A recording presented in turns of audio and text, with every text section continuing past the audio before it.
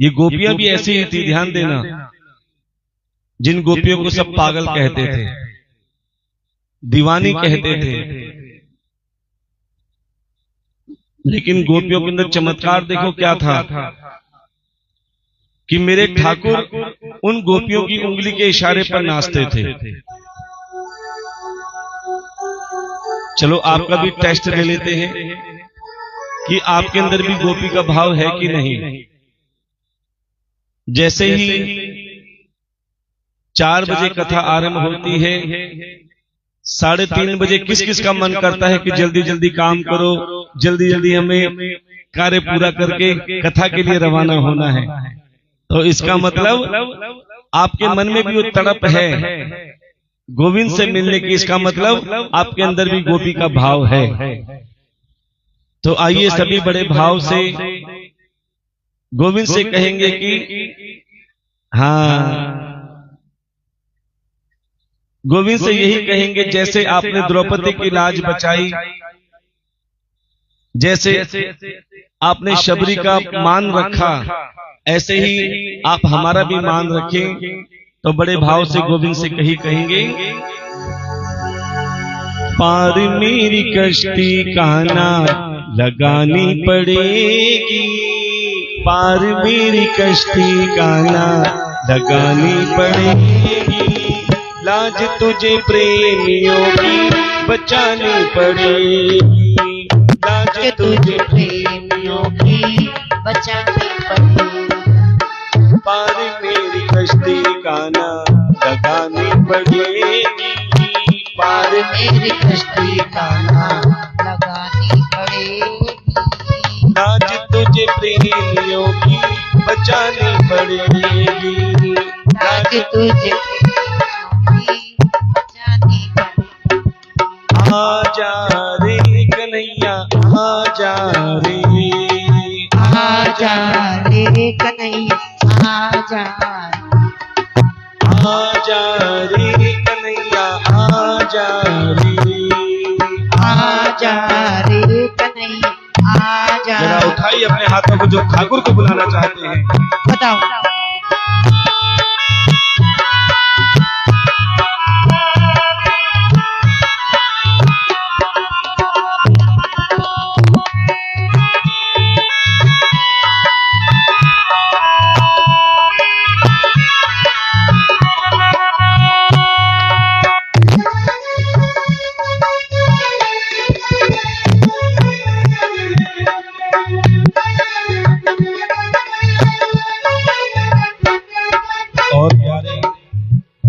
भगवान की भक्ति करते हो, कहीं ना कहीं तुम्हारा मजाक उड़ाते हैं।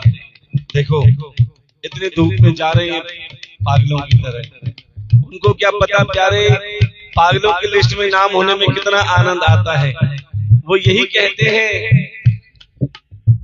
हंसता जमाना मुझ पे उंगलियां उठाता है, हंसता जमाना उंगलियां उठाता है, कहाँ गया गाना तेरा कह के चिढ़ाता है, हंसता जमाना मुझ पे उंगलियां उठाता है, कहाँ गया गाना तेरा कह के चिढ़ाता है, और तेरे होते क्यों ये नजरें झुकानी पड़ेगी, तेरे होते क्यों ये नजरें झुकानी पड़ेगी, लाज तुझे प्रेमियों की बचानी पड़ेगी, लाज तुझे प्रेमियों की बचानी पड़ेगी, आजा रे कन्हैया, आजा रे, आजा रे कन्हैया, जरा हाथ करके बोलेंगे,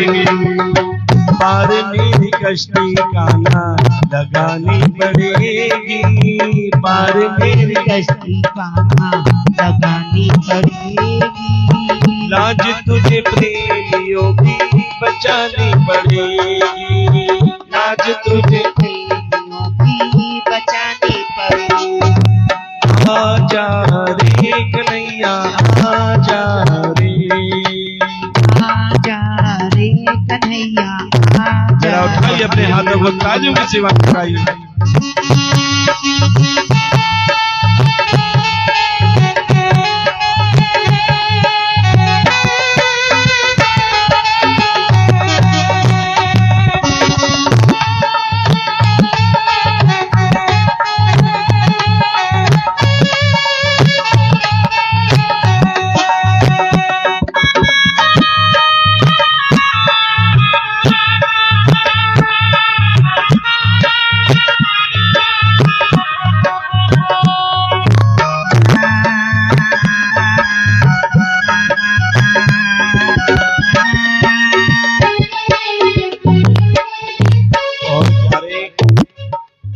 कोई भी आवश्यकता हो, कोई भी दुख आए, किसी से मत कहा करो, क्योंकि ये संसार बड़ा अजीब है।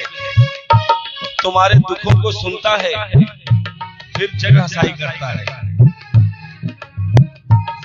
इसलिए अपने दुख प्रभु के अलावा किसी से मत कहो। 2 घड़ी आप ठाकुर के आगे बैठ जाओगे, 2 आंसू भी गिर गए तो समझ लेना मेरा ठाकुर तुम्हारे बिन बोले हर दुख दर्द को पहचान लेगा। बस यही कहो, ऐसा है जमीर मेरा किसी से न कहता हूँ, ऐसा है जमीर मेरा किसी से न कहता हूँ, ऐसा है जमीर मेरा किसी से न कहता हूँ, ऐसा है जमीर मेरा किसी से न कहता हूँ। हुआ मन भारी तो मैं तेरे आगे रोता हूँ, हुआ मन भारी तो मैं तेरे आगे रोता हूँ। और क्या कहना मेरे ठाकुर को, और कितनी बूंदे कान्हा चढ़ानी पड़ेगी, और कितनी बूंदे कान्हा चढ़ानी पड़ेगी, 5 मेरी कश्ती बाबा लगानी पड़ेगी, पार मेरी कश्ती बाबा लगानी पड़ेगी। आजा रे कन्हैया आजा रे, आजा रे कन्हैया आजा रे, पार मेरी कश्ती कान्हा लगानी पड़ेगी, पार मेरी कश्ती कान्हा लगानी पड़ेगी, लाज तुझे प्रेमियों की बचानी पड़ेगी, लाज तुझे प्रेमियों की बचानी पड़ेगी। आजा रे कन्हैया आजा रे, आजा रे कन्हैया आजा रे, आजा रे कन्हैया आजा रे, आजा रे कन्हैया आजा रे। हरे कृष्णा कृष्णा कृष्णा कृष्णा हरे हरे, हरे कृष्णा हरे कृष्णा। भाव से महामंत्र बोलेंगे, हरे रामा राम राम हरे हरे, हरे राम राम हरे हरे, हरे कृष्णा कृष्णा कृष्णा हरे हरे, हरे कृष्णा कृष्णा कृष्णा हरे हरे, हरे राम राम राम हरे हरे, हरे कृष्णा कृष्णा कृष्णा हरे हरे, कृष्ण कृष्ण हरे हरे, कृष्णा कृष्णा हरे हरे। प्रेम से बोलना पड़ेगा, राधे राधे, जोर से बोलना पड़ेगा, राधे राधे।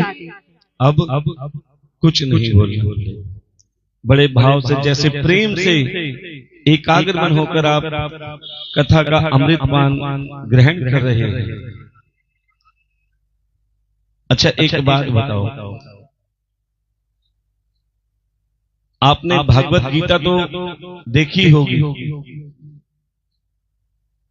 इसमें ये गीता का अमृत किसने किसको सुनाया पता है आपको? ये गीता का उपदेश किसने किसको सुनाया?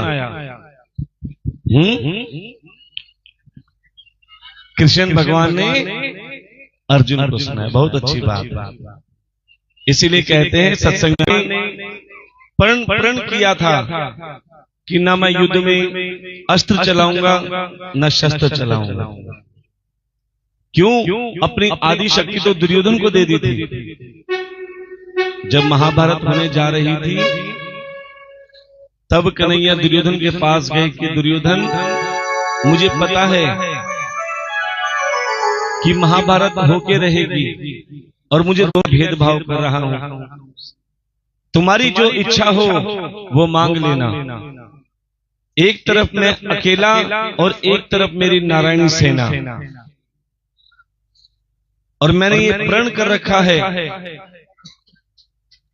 कि मैं महाभारत में ना अस्त्र चलाऊंगा ना शस्त्र चलाऊंगा।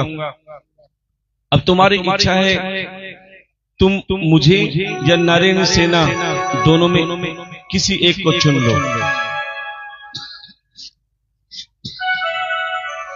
तब दुर्योधन ने कहा, कन्हैया, युद्ध में ना तुम अस्त्र चलाओगे ना शस्त्र चलाओगे,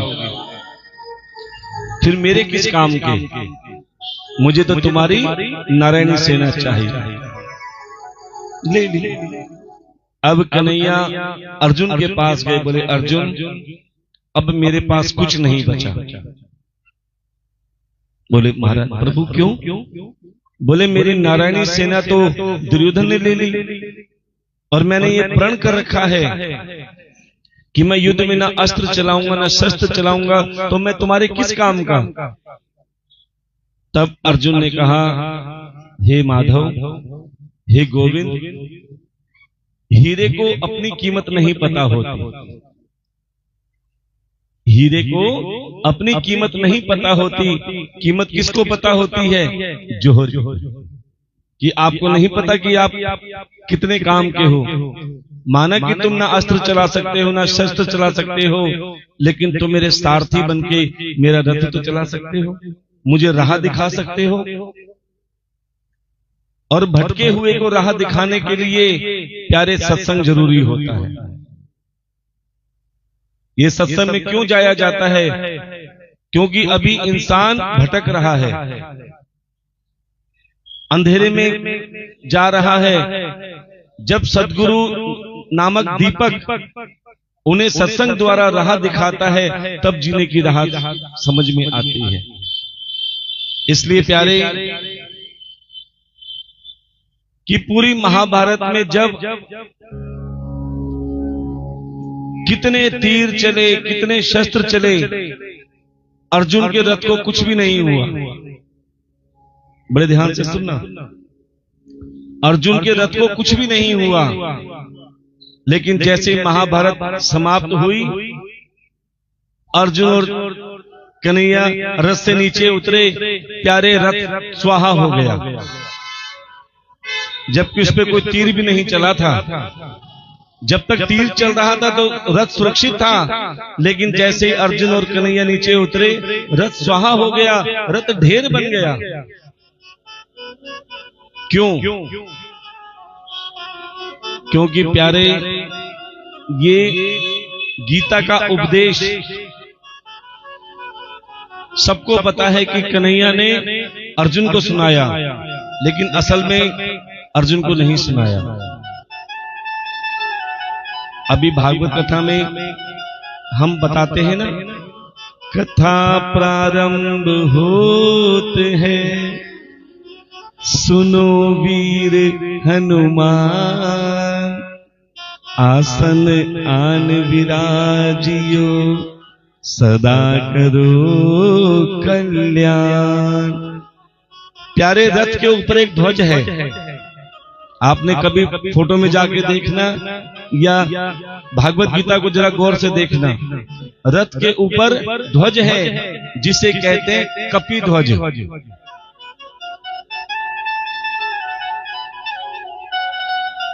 और हनुमान जी ने कहा कि श्री हरि प्रभु, मैं आपसे प्रवचन सुनना चाहता हूं, उपदेश सुनना चाहता हूं। तब श्री हरि ने कहा, देखो, महाभारत में कई तरह के भक्त होते हैं, ऐसे सत्संग में भी कई तरह के भक्त होते हैं।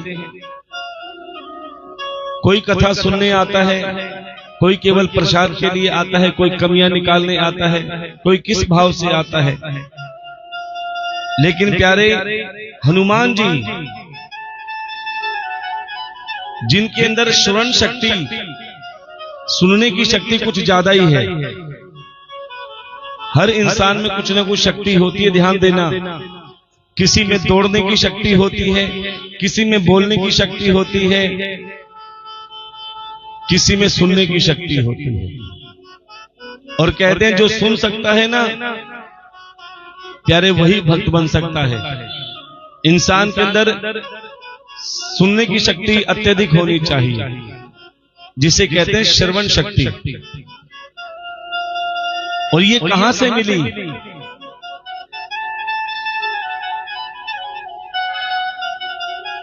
जब प्यारे हनुमंत लल्ला छोटे थे, मैया की गोद में खेलते थे, तो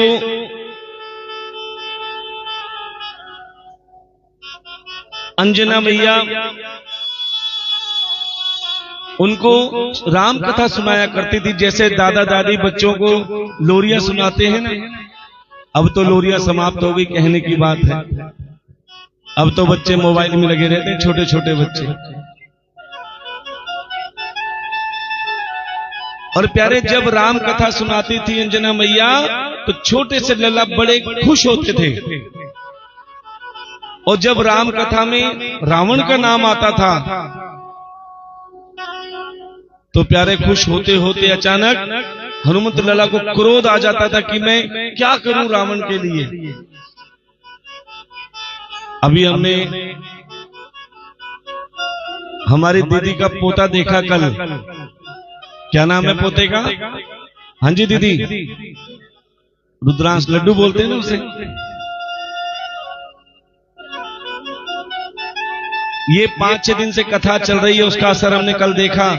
बैठे बैठे जोर जोर से तालियां बजा रहा है, क्योंकि प्यारे जैसा देखेगा, जैसा किया संग, वैसा चढ़ा रंग।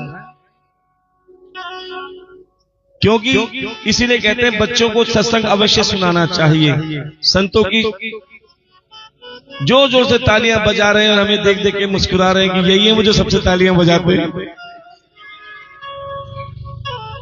अब प्यारे वही सत्संग का असर हुआ।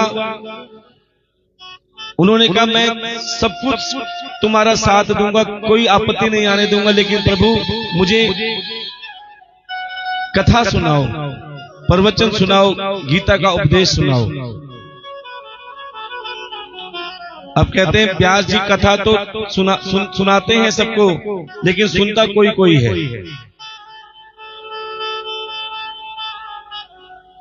कई बार जब कोई कथा सुनने के लिए आते हैं ना, अब तो खैर पंखा तो है ही नहीं, कूलर लगे हैं। चौपाल में जब कथा सुनने के लिए आती है ना कई माताएं बहनें, सबसे पहले पंखा ढूंढती हैं। पंखा कहां लगाए, पंखे के नीचे बैठेंगे।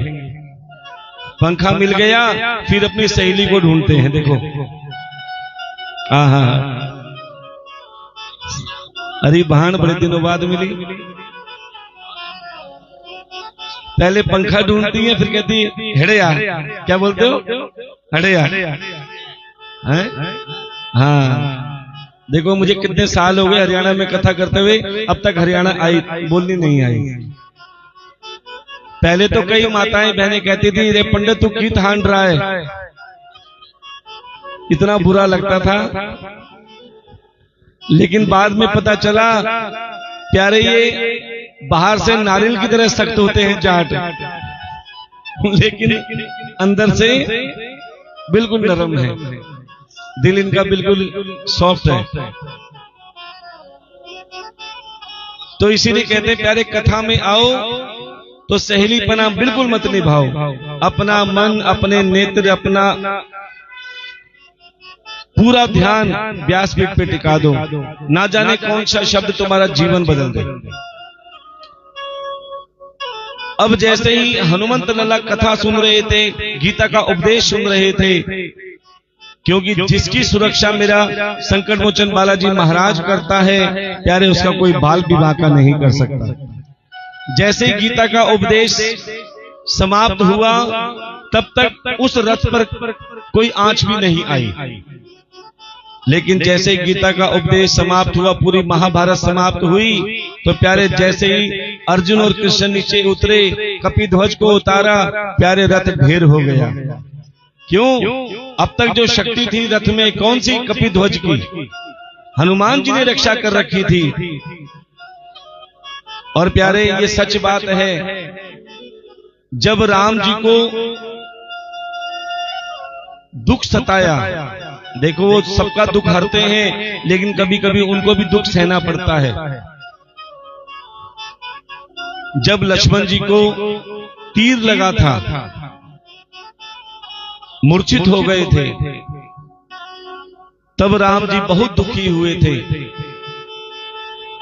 कि मैं माता को क्या मुंह दिखाऊंगा, संसार को क्या मुंह दिखाऊंगा, जिसने पूरा जीवन मेरी सेवा में बिताया, आज मैं उसकी रक्षा नहीं कर पाया।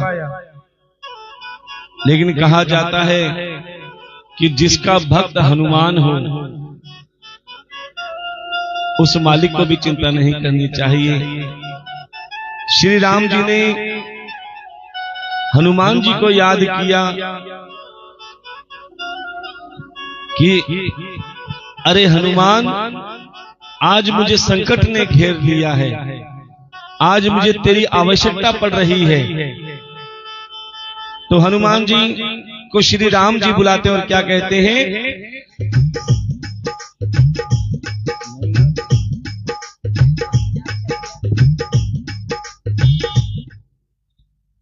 संकट ने घेरा है तुझे, तेरा राम पुकारे रे, आजा मेरे हनुमान, हनुमान आजा मेरे हनुमान। संकट ने घेरा है मुझे, तेरा राम पुकारे रे, आजा मेरे हनुमान, हनुमान आजा मेरे हनुमान। मीठी मीठी तालियों की सेवा करेंगे।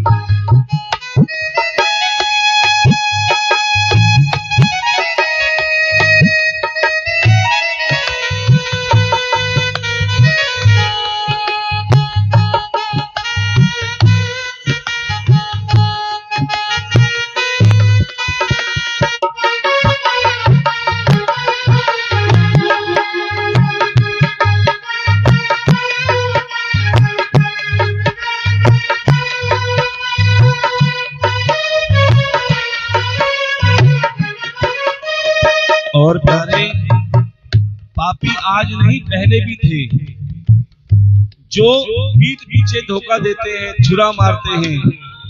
लक्ष्मण जी को भी जब तीर मारा तो राम जी क्या कहने लगे, पापी ने धोखे से शक्ति को दे मारा, पापी ने धोखे से शक्ति को दे मारा, पापी ने धोखे से शक्ति को दे मारा, पापी ने धोखे से शक्ति को दे मारा।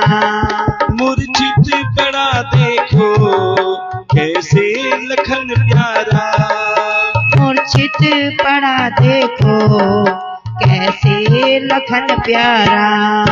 मेरी लाज तू आकर बचा, तेरा राम पुकारे रे, आजा मेरे हनुमान, हनुमान आजा मेरे हनुमान। संकट ने घेरा है तुझे, तेरा राम पुकारे रे, आजा मेरे हनुमान, हनुमान आजा मेरे हनुमान।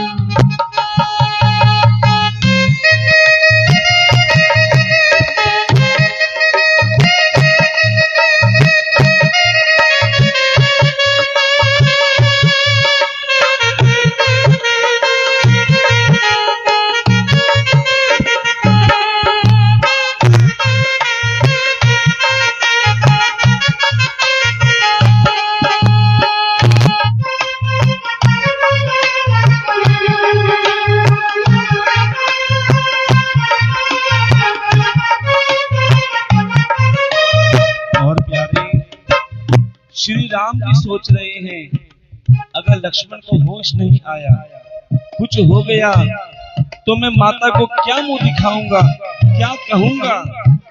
क्या कहने लगे श्री राम जी, माता को जा करके मैं क्या बताऊंगा, माता को जा करके मैं क्या बताऊंगा, दुनिया को अब कैसे मुखड़ा दिखाऊंगा, दुनिया को जा करके मैं क्या दिखाऊंगा, तुझे आंख में आंसू लिए तेरा राम पुकारे रे, आजा मेरे हनुमान, हनुमान। आजा मेरे हनुमान। अच्छा, राम जी ने हनुमान जी को भेजा कि हनुमान जी एक काम करो, वैद्य ने कहा है अगर सूरज उग आया तो ये लक्ष्मण नहीं बचेगा, सूरज उगने से पहले तुम बूटी ले आओगे तो मेरा भाई बच जाएगा। हनुमान जी ने कह दिया प्रभु आप चिंता ना करें, जब तक मैं बूटी नहीं लाऊंगा सूर्य को उगने भी नहीं दूंगा।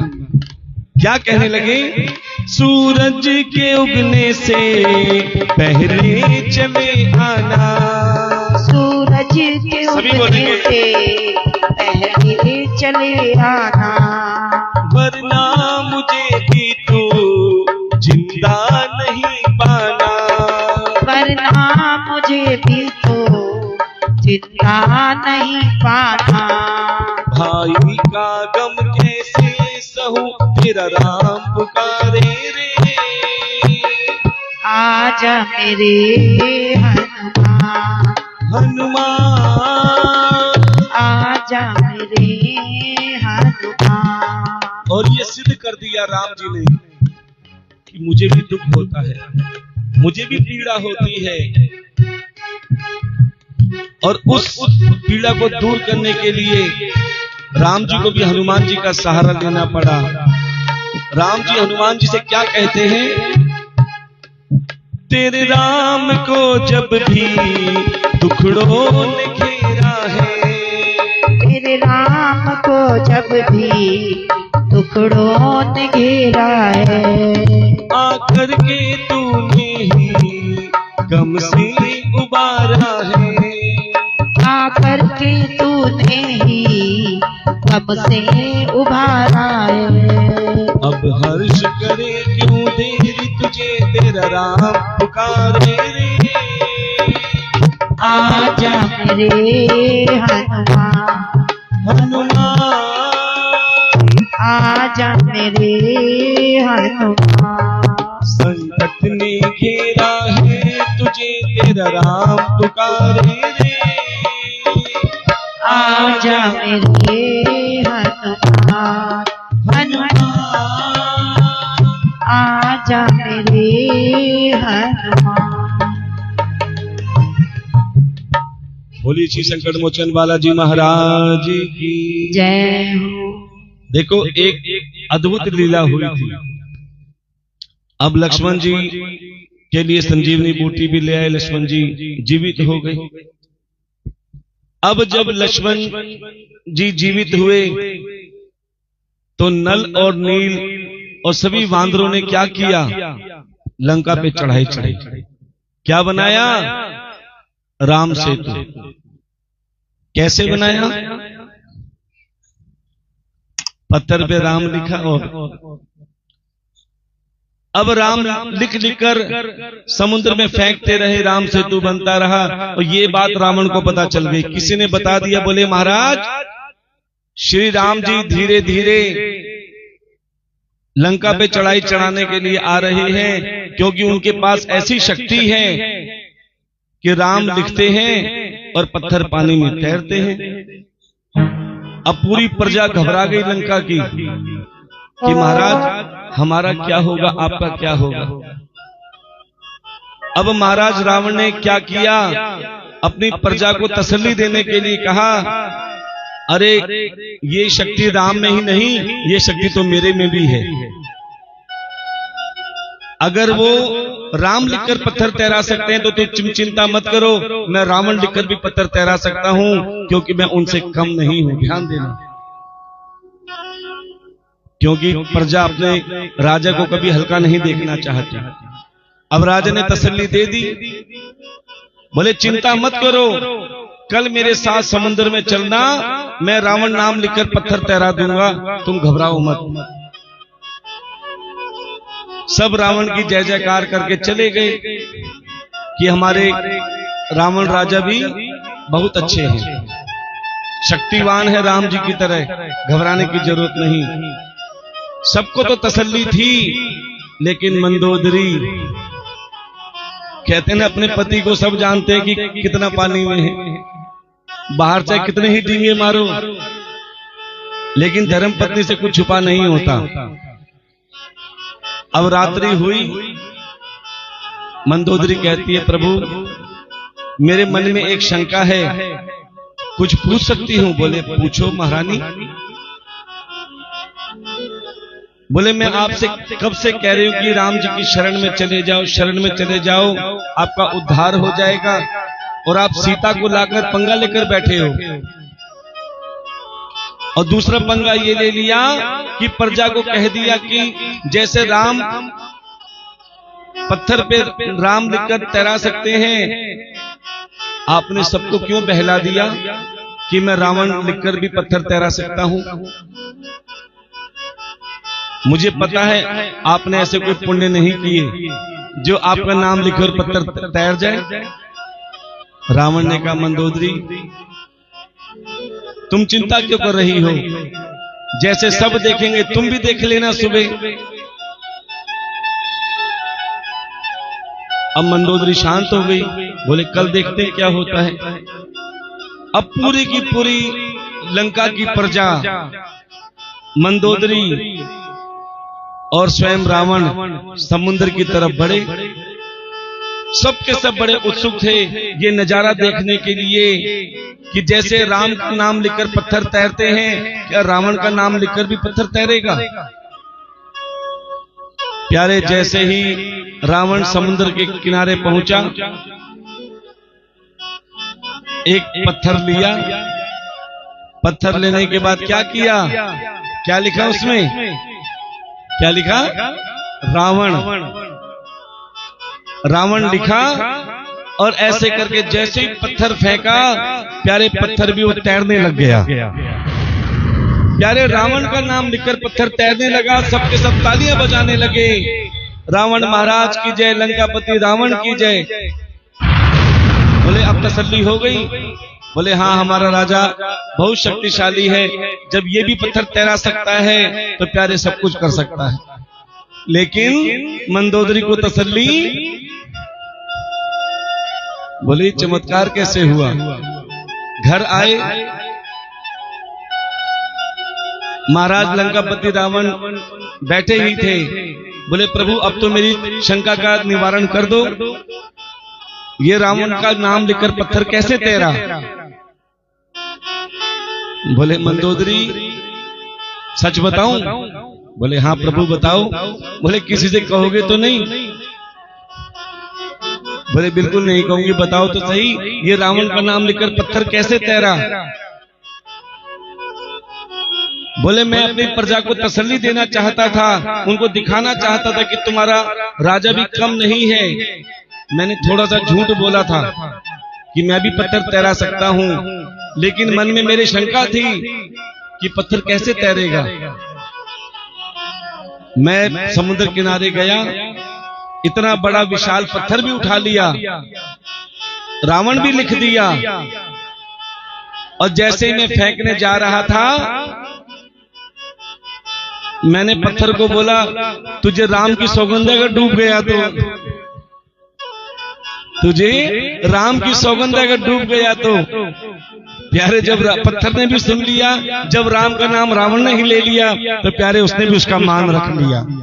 कहते हैं राम का नाम अगर पापी भी ले लेता है, राम का नाम अगर दुश्मन भी ले लेता है, तो प्यारे राम का नाम भी उसकी लाज बचा ही लेता है। इसीलिए प्यारे आप भी अपने प्रभु का नाम कभी छोड़ना मत, क्योंकि यही एक नाम है जो तुम्हें हर संकट से उबारता है। अच्छा एक वहम सबको है, क्या वहम है? कि कथा वक्ता के पास बहुत पैसे होते हैं, कई हमें भी कहते हैं, बोले महाराज कई कथाएं करते हो, आपके पास तो बहुत धन दौलत होगी। प्यारे धन दौलत है, बहुत है।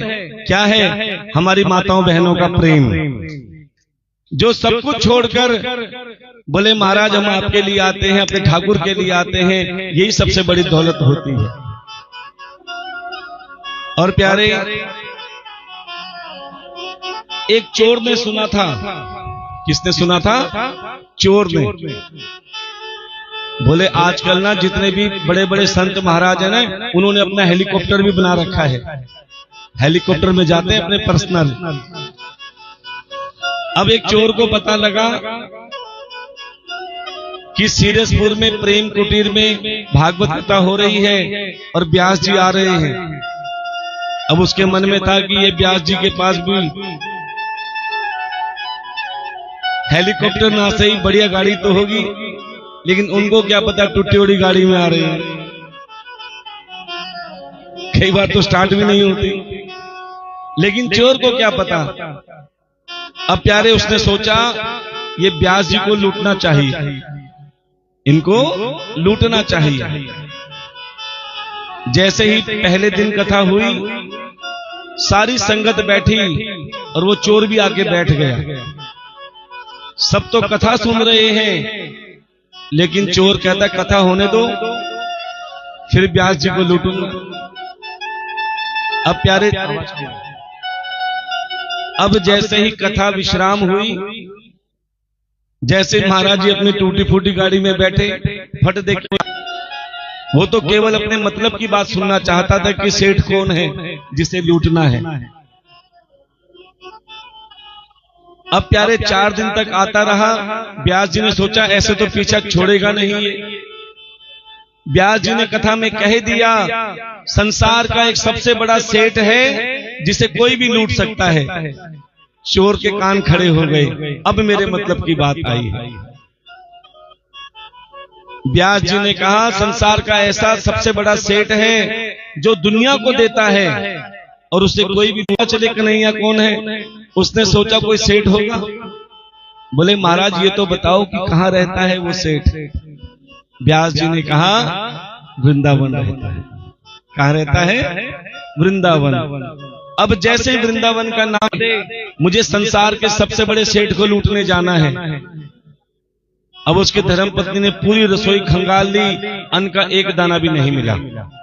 बड़े ध्यान से सुनना, जिसके घर में पाप की कमाई आती है, जिसके घर में बेईमानी की कमाई आती है, उसके घर में बरकत नहीं होती। लेंगे वो जुए में शराब में उड़ा देते हैं। अब क्या हुआ, बड़े ध्यान से सुनना। बोले महाराज आज तो हमारे घर में एक अन्न का दाना भी नहीं है। बोले कोई बात नहीं, मैं संसार के सबसे बड़े सेठ को लूटने जा रहा हूं, आकर हमारे पास कोई कमी नहीं रहेगी। भूखा प्यासा ही निकल गया चोर वृंदावन की ओर। अब वो ये पूछना भूल गया कि वो दिखते कैसे हैं। हाँ, महात्मा ने एक बात बताई थी कि वृंदावन में एक पीपल का वृक्ष है। शाम को 7 बजे वो रोज आते हैं। कितने बजे? 7 बजे। जैसे ही वो चोर वृंदावन पहुंचा, प्यारे वो पीपल का पेड़ भी मिल गया जो महात्मा ने बताया था।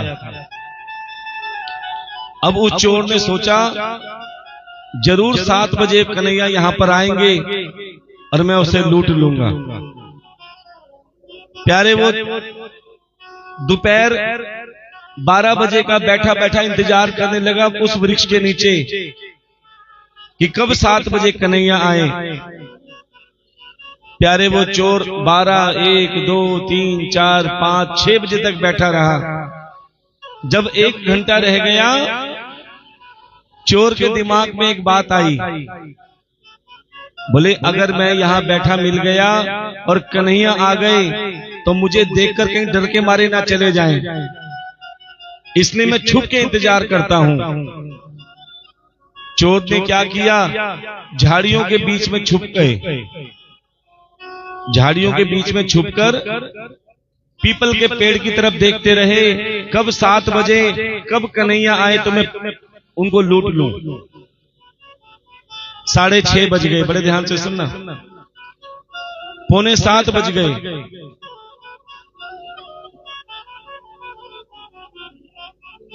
अब इंतजार बढ़ता रहा चोर का कि कब 7 बजे। इधर चोर बेचैन हो रहा था कन्हैया को लूटने के लिए, उधर कन्हैया बेचैन हो रहे थे लूटने के लिए। यशोदा मैया पकवान खिला रही है कन्हैया को। कन्हैया कहते रही मैया जल्दी खिला। बोले क्यों? बोले आज मुझे बहुत जरूरी काम से जाना है। अरे लाला क्या काम है? बोले तो खिला तो सही। मैया ने उसे पकवान खिलाए, माखन मिश्री का भोग लगाया, अच्छी तरह तृप्त कर दिया। बोले मैया अब एक काम और कर दे। बोले क्या? बोले जितने गहने तू मुझे रोज पहनाती है ना, उससे 4 गुना ज्यादा पहना। जितने रोज पहनाती है उससे 4 गुना ज्यादा पहना। यशोदा मैया कहती क्यों लल्ला, आज किसी पार्टी में जाना है, आज किसी विवाह में जाना है तो इतने गहने पहनोगे? बोले मैया पहना तो सही। बोले बता तो सही कहां जाएगा? कन्हैया ने कहा बता दूं? बोले हाँ बता। बोले मैया आज मुझे लूटने के लिए जाना है, कोई मेरा इंतजार कर रहा है मुझे लूटने के लिए। अब यशोदा मैया ने समझा मजाक कर रहा है लगा, लेकिन कन्हैया ने कहा है तो प्यारे मेरे कन्हैया को सोने में लाद दिया। सोने के कंगन, कड़ूले, वैजंती माला, मोर मुकुट। अब प्यारे वो चोर झाड़ियों में 7 बजे का इंतजार कर रहा था, क्योंकि उसने व्यास जी के मुख से सुना था कि कन्हैया मोर मुकुट पहना हुआ होता है, वैजंती माला, सोने के कंगन, कड़ूले, ना जाने कितनी, पूरा दृष्टांत बता दिया। और वही छवि चोर के मन में बैठी थी, क्योंकि पहचानेगा तो तभी। जैसे ही 7 बजे प्यारे वो कन्हैया आए, जैसा महाराज जी ने बताया था बिल्कुल वही सांवला सलोना रूप, मोर मुकुट धारण कर रखा है, वैजंती माला पहन रखी है, सोने के कंगन, कड़ूले। जैसे ही मेरे सामने सलोने कन्हैया का रूप देखा, उसका तेज देखा, प्यारे चोर का ऐसा पैर फिसला, ऐसा पैर फिसला। अब तक तो चोर मन में सोच रहा था कन्हैया से मिलूंगा, कन्हैया को लूटूंगा, कन्हैया से मिलूंगा, कन्हैया को लूटूंगा। जैसे कन्हैया का तेज देखा, ऐसा पैर फिसला, प्यारे वो चोर झाड़ियों में गिर गया। और झाड़ियों में ये लंबे लंबे कांटे उस चोर को चुभने लगे। चोर का पूरा शरीर लहूलुहान हो गया। अब तक तो कह रहा था मैं कन्हैया से मिलूंगा, कन्हैया को लूटूंगा। जैसे कांटे चुभे, अब तो कहने लगा कन्हैया मुझे बचा ले, कन्हैया मुझे बचा ले। देखो जो लूटने आया है ना कन्हैया, उसकी पुकार सुन के भी आ गए। जैसे चोर झाड़ियों में छुपा था, लहूलुहान हो रहा था, कन्हैया ने अपना हाथ दिया, अरे भैया आजा मैं तुझे झाड़ियों से बचाता हूं। जैसे कन्हैया ने चोर का हाथ पकड़ा, उसे बाहर निकाला, अपने पीतांबर से उसके जख्म साफ किए। प्यारे मेरे ठाकुर के स्पर्श से वो चोर के जो जख्म हो रहे थे, खून निकल रहा था, प्यारे चोर की चंदन जैसी काया हो गई। अब जैसे चोर की चंदन जैसी काया हुई, अचानक चोर को याद आया, अरे मैं तो इनको लूटने के लिए आया था, लेकिन अपना कर्म तो करके रहूंगा। चक्कू निकाला, बोले कन्हैया कहीं भागना मत, मैं तुम्हें लूटने के लिए आया हूं। कन्हैया ने कहा क्या क्या, तुम मुझे लूटने आए हो? बोले हाँ। बोले चिंता मत कर, मैं भी तेरे पास लूटने के लिए आया हूं। अरे कोई तो है जो दिल्ली से आया है मुझे वृंदावन लूटने के लिए। बोले चिंता मत कर, तुझे लूटने की जरूरत नहीं, मैं खुद लूटने को तैयार हूं। अपने आप सारे कंगन कन्हैया ने उतारे, पूरी की पूरी पोटली बांधी, उस चोर को दे दी। बोले कोई मुझे लूटने तो आए, मैं लूटने को तैयार बैठा हूं। अब चोर ने पोटली बांधी, बड़ा खुश हुआ कि मैं संसार के सबसे बड़े सेठ को लूट कर आया हूं। आया दिल्ली, सबसे पहले अपने घर में गया, आते आते रात हो गई। धर्मपत्नी से कह रही, भगवान देख, आज मैं सबसे बड़े सेठ को लूट के आया हूं, आज के बाद हमें कोई परेशानी, कोई दुख का सामना नहीं करना पड़ेगा। बोले कैसे? बोले जरा पोटली खोल के तो देख। जैसे ही पोटली खोली तो प्यारे सोने के कंगन, कड़ूले, वैजंती माला। तभी चोर ने पत्नी को कहा, भगवान अभी इसे छूना मत। बोले क्यों? बोले इसमें आधा हिस्सा व्यास जी का भी है, आधा हिस्सा व्यास जी का भी है, जिसने मुझे रास्ता दिखाया। कहते हैं कोई मुखबिरी करता है ना तो आधा हिस्सा उसको भी मिलता है। अब क्या हुआ प्यारे, वो चोर रुक्मणी विवाह पर आ गया, वो चोर रुक्मणी विवाह पर आ गया। अब जैसे व्यास जी ने चोर को देखा, बोले ये ले, आज तो शाम को लूट के मानेगा। सब चले गए, प्यारे वो चोर बैठा रहा। जैसे व्यास जी उठ के जाने लगे, बोले महाराज अभी बैठो। बोले अब क्या हुआ? व्यास जी के सामने वो कहने लगे, देखो प्रभु, आपने जो मुझे संसार के सबसे बड़े सेठ बताए थे ना, कौन? व्यास जी कहते, कन्हैया। जो आपने उनका स्वरूप बताया था, सांवला सलोना रूप, वैजंती माला, सोने के कंगन, कड़ूले पहने होंगे, वो लूटने के लिए आता है। बोले सच बताऊं, मैं आज उन्हीं को लूट के आया हूं, मैं उन्हीं को लूट के आया हूं। अब व्यास जी कहते हैं, अरे तू कन्हैया को लूट के आया है? बोले हाँ। कैसे दिखते हैं? बोले जैसे आपने बताए थे। बोले मुझे विश्वास नहीं हो रहा। कैसे विश्वास होगा? बोले मैं सबूत लेके आया हूं, क्योंकि लूट के आऊंगा तो सोना भी लेके आऊंगा। ये देखो पोटली। जैसे व्यास जी ने पोटली खोली, प्यारे क्या देखा? वही मोर मुकुट, वैजंती माला, सोने के कंगन, कड़ूले, सारा का सारा पोटली में था। वो देखते ही प्यारे व्यास जी की आंखों में आंसू आ गए। बोले मुझे आज 15 साल हो गए कथा करते हुए, भगवान ने मुझे दर्शन नहीं दिए, लेकिन तूने संतों की वाणी पे विश्वास किया तो प्यारे भगवान दर्शन भी देने लगे और लुटने को भी तैयार हो गए। और प्यारे जब चोर को पता लगा कि साक्षात मैं वृंदावन बांके बिहारी को लूट कर आया हूं, सच बताऊं चोर पागल हो गया। अरे लोग तो तरसते हैं, हजारों वर्ष तप करने के बाद में भी भगवान दर्शन दे दें कोई गारंटी नहीं, लेकिन एक चोर ने एक महात्मा की बात पे विश्वास किया और भगवान लुटने को तैयार हो गए।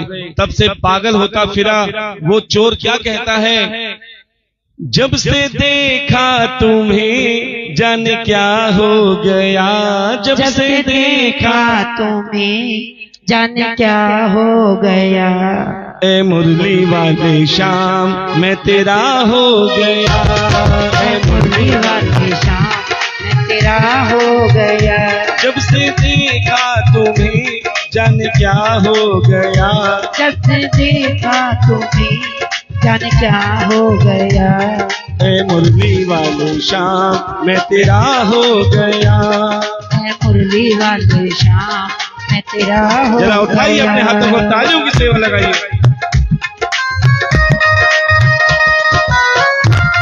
बोलिए बांके बिहारी लाल की जय हो।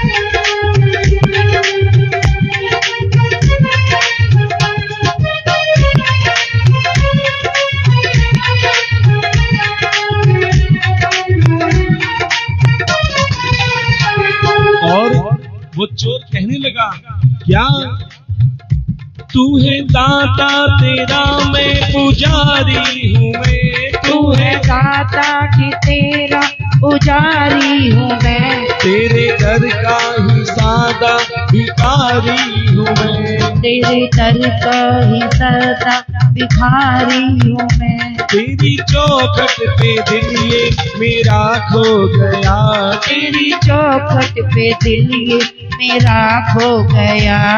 ऐ मुरली वाले श्याम मैं तेरा हो गया। ऐ मुरली वाली श्याम जरा हाथ उठा के तेरा बोलेंगे। हो गया। जब से देखा तुम्हें जाने क्या हो गया।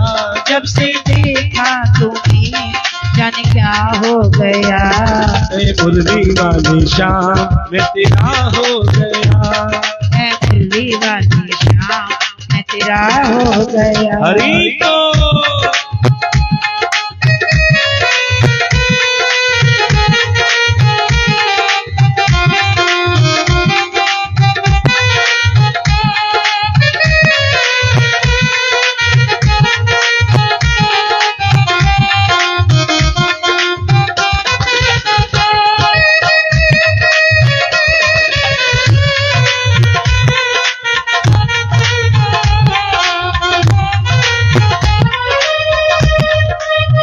और प्यारे कहते वो कथा में आया, संत की वाणी सुनी, समझ लिया, तब से भक्ति जागृत हो गई। क्या कहने लगा? जब से मुझको तेरी शाम भक्ति मिली। जब से मुझको तेरी शाम भक्ति मिली। मेरे मुरझाए मन में है कलियां खिली। मेरे मुरझाए मन में है कलियां खिली। जो न सोचा था देखा वही हो गया। जो न सोचा था देखा जरा हाथ वही लगा के हो बोले। गया। ऐ मुरली वाले श्याम मैं तेरा हो गया। है मुरली वाली श्याम मैं तेरा हो गया। जब से देखा तुझे जाने क्या हो गया। जब से देखा तुझे जाने क्या हो गया। ऐ मुरली वाले श्याम मैं तेरा हो गया। है मुरली वाली श्याम मैं तेरा हो जरा उठाइए अपने गया। हाथों को, तालियों की सेवा में लगाइए।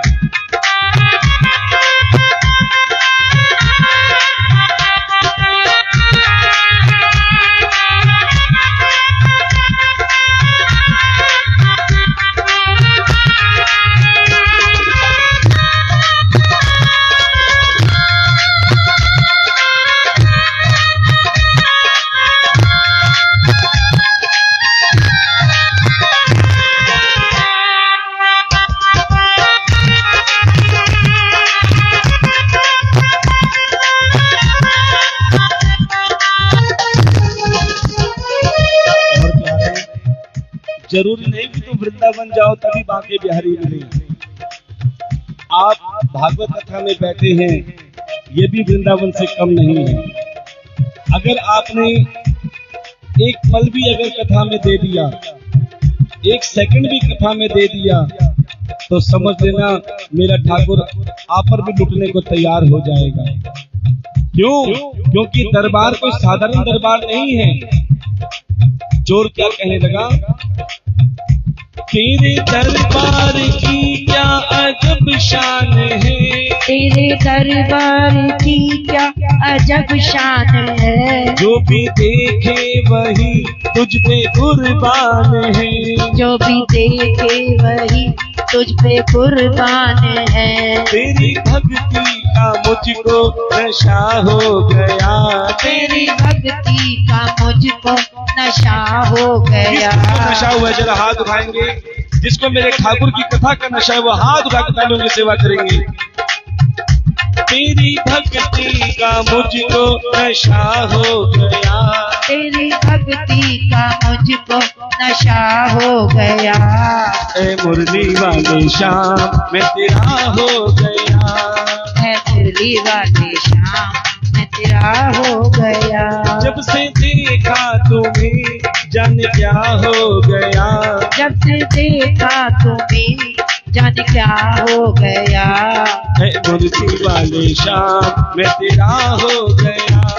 है मुरली वाली श्याम मैं तेरा हो गया। है मुरली वाले श्याम मैं तेरा हो गया। है मुरली वाली श्याम मैं तेरा हो गया। मैं तेरा हो गया। मैं तेरा हो गया। मैं तेरा हो गया। प्रेम से बोलना पड़ेगा, राधे राधे। जोर से बोलना पड़ेगा, राधे राधे। कौन कौन मेरे ठाकुर को लूटना चाहता है? अरे घबराओ मत, भगवान लूटने के लिए तैयार बैठे, कोई लूटने वाला तो हो। तो बड़े ध्यान से सुनना, जब भी कथा में आओ बिल्कुल सरल बन के आना, और जितना तुम सरल बन के आओगे विश्वास मानो यहां से खाली हाथ नहीं जाओगे। ठाकुर जी स्वयं तुम्हारे साथ चलेंगे।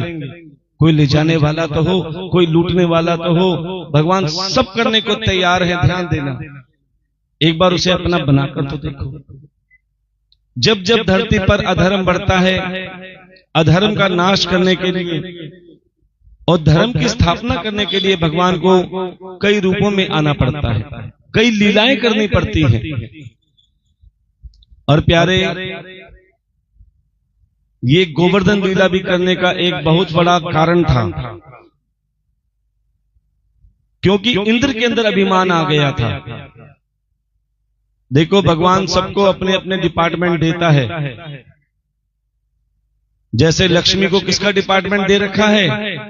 धन संभालने का। सरस्वती को ज्ञान का, विद्या का, और इंद्र को बारिश करने का।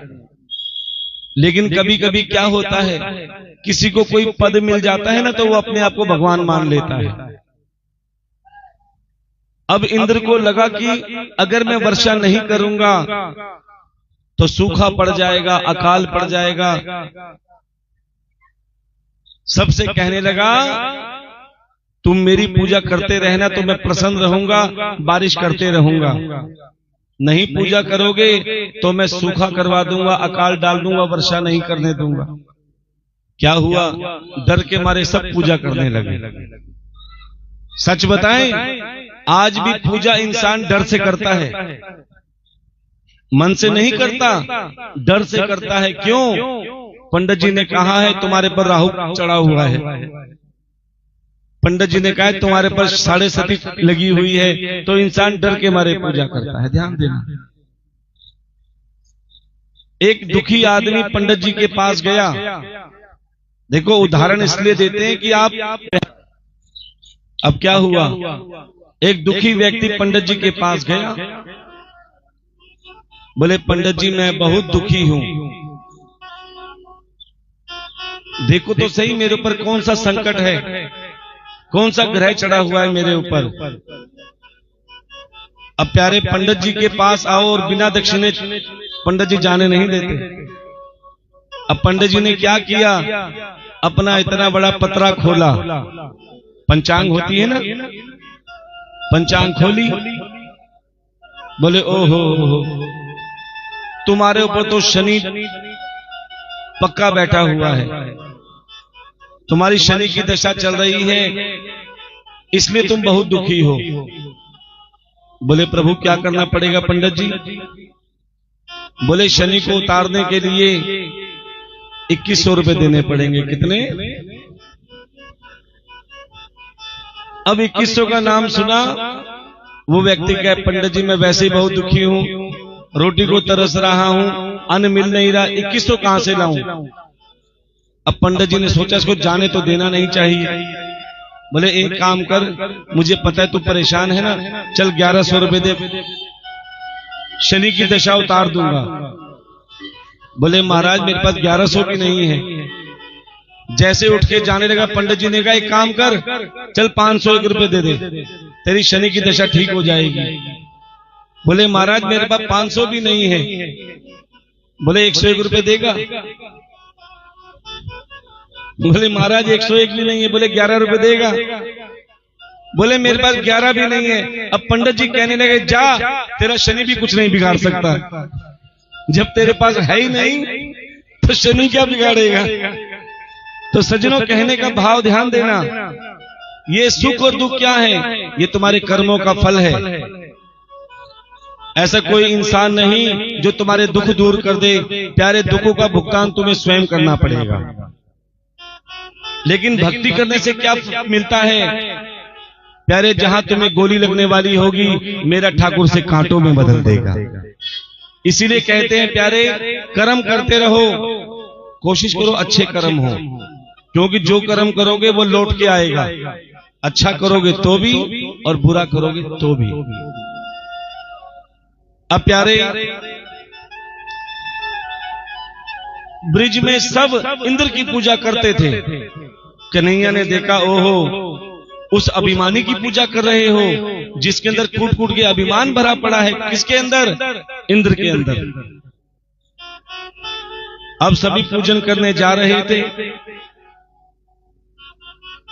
कन्हैया ने यशोदा मैया से कहा, मैया ये काहे का पूजन करने जा रही है? बोले लाला, ये जय जय का पूजन है। ये जय जय कौन है? बोले जा बाबा से पूछ। बाबा के पास गए, बाबा ने भी यही कहा, लाला ये जय जय का। अरे बाबा जय जय कौन है? बोले जय जय इंद्र भगवान है। अरे इंद्र कब से भगवान बन गए? बोले बेटा ऐसे नहीं कहते, वो समय समय पर वर्षा करते हैं जिससे गोवर्धन पर्वत पे अन्न उगता है, जिससे हमारा परिवार चलता है, तो हुए ना हमारे भगवान। बोले बिल्कुल नहीं। बोले ये तो इंद्र का कार्य है वर्षा करना। अच्छा एक बात बताओ, जो उनकी पूजा करेगा उनके यहाँ वर्षा होगी, और जो पूजा नहीं करेगा क्या उसकी वर्षा नहीं होगी? वर्षा होगी तो सब जगह होगी। बोले तो कहना क्या चाहते हो? तब छोटे से कन्हैया ने समझाया, बड़े ध्यान से सुनना। बोले जो तुम्हें साक्षात दिखाई दे उसकी पूजा करो। क्या इंद्र ने तुम्हें कभी साक्षात दर्शन दिए? बोले नहीं। गोवर्धन पर्वत तुम्हें सुबह शाम दोपहर रात को हमेशा तुम्हें दिखाई देते हैं ना, दर्शन देते हैं? बोले हाँ। उसकी पूजा करो जो तुम्हें अन्न धन के भंडार देता है। इंद्र क्या देता है? बोले जब वर्षा नहीं होती तो सूखा आ जाता है। बोले गोवर्धन पर्वत तुम्हें अन्न देता है, अन्न के भंडार देता है, तुम उसकी पूजा करो। ये बात नंद बाबा को बहुत अच्छी लगी, और नंद बाबा ने पूरे ब्रिज में ढिंडोरा पिटवा दिया, आज से इंद्र की पूजा त्याग कर सब गोवर्धन महाराज की पूजा करेंगे। बोलिए गोवर्धन महाराज की, बोलिए गिरिराज महाराज की जय। अब तो प्यारे सब के सब गोवर्धन पर्वत पे गोवर्धन जी की परिक्रमा करने गए, जैसे आप सभी ने परिक्रमा करी, सबने पूजन किया। आज लगा कि मन से पूजा की है।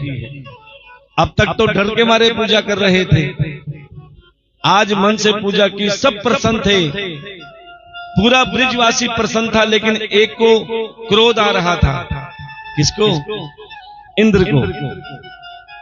इंद्र कब तक प्रसन्न था? जब तक उसकी हाँ में हाँ मिल रही थी, उसकी बात मान रहे थे। आप भी तो वही करते हैं ना। जब तक आप संसार की हाँ में हाँ मिलाओगे तुम बहुत अच्छे हो। क्या? जब तक संसार की हाँ में हाँ मिलाओगे तुम बहुत अच्छे हो। जरा सी तुमने अपने मन की करी, तुम्हारे से बुरा कोई नहीं। राम बचाए ऐसे संसार से। अब प्यारे, जैसे ही इंद्र ने देखा कि ब्रिजवासियों ने मेरी पूजा त्याग कर गोवर्धन जी की परिक्रमा पूजा आरंभ कर दी है, अब तो इंद्र को क्रोध आ गया। कहते हैं जिसके अंदर अभिमान होता है उसको क्रोध जल्दी आता है। अभिमान का अर्थ क्या है? मेरी बात अभिमान जब तक मानी जा रही थी तब तक इंद्र प्रसन्न थे। जब बात नहीं मानी तो इंद्र ने क्रोध में क्या किया? अपने मेघों को आदेश दिया, कहा कि जाओ पूरे ब्रिज में ऐसी बिजली कड़काओ, ऐसे तूफान लाओ कि पूरे ब्रिज में कहीं पैर रखने की जगह ना बचे। प्यारे, पूरे ब्रिज में ऐसी मूसलाधार बारिश हुई, बिजली कड़की कि प्यारे कहीं पांव रखने की जगह नहीं बची। सब के सब ब्रिजवासी परेशान हो गए। अच्छा भला इंद्र की बात मानते थे तो सुखी थे। जब से कन्हैया की बात मानी, ना घर के रहे। देखो होता तो ऐसा ही है कि जो भगवान की ज्यादा पूजा भक्ति सेवा करता है ना प्यारे, उतना ज्यादा दुखी रहता है। अब जब कुछ नहीं बचा, पांव रखने के लिए जगह नहीं मिली, सोने के लिए छत नहीं मिली, सब के सब ब्रिजवासी नंद बाबा के पास गए। बोले कन्हैया कहां हो? इतने में प्यारे कन्हैया आए। बोले कन्हैया आज हमारे पास कुछ नहीं है, ना रहने के लिए छत है, ना सोने के लिए जमीन है।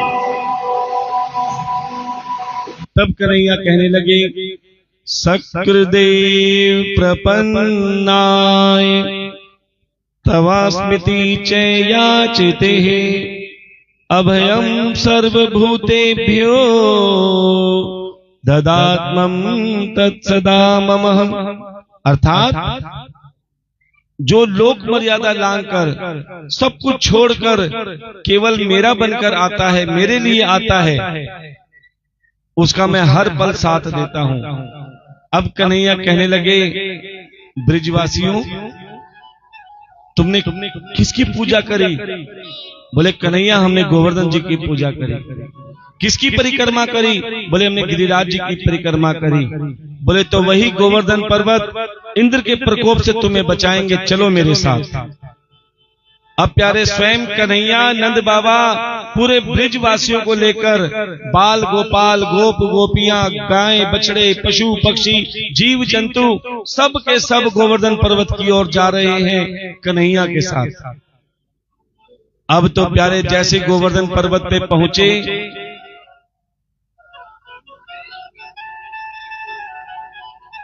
कन्हैया कहने लगे एक काम करो। बोले क्या? बोले अपनी अपनी लाठियों से गोवर्धन पर्वत को उठाने की कोशिश करो। इतना सुनते ही प्यारे ब्रिजवासियों के अंदर क्रोध आ गया। अरे कन्हैया और कुछ बचा है मजाक करने के लिए? एक तो हम कहीं के नहीं रहे, दूसरा आप कह रहे हो कि इतने बड़े विशाल पर्वत को अपनी लाठियों से उठाओ। कन्हैया समझा रहे हैं प्यारे, अगर समझ सको तो। कन्हैया कहते हैं कोई एक जना कोई पत्थर नहीं उठा सकता, लेकिन जिसमें सबका एकता हो जाती है तो बड़े से बड़ा पहाड़ भी उठ जाता है। ऐसे ये भागवत कथा भी एक गोवर्धन पर्वत के समान है, ध्यान देना, जिसमें आप सबके सहयोग से, चाहे तन का सहयोग हो, क्योंकि प्यारे जब श्रोताओं में एकता नहीं होगी तो भागवत कथा भी अधूरी है। कहते हैं जैसे भक्तों के बिना भगवान अधूरे हैं, ऐसे बिना श्रोताओं के भागवत भी अधूरी है।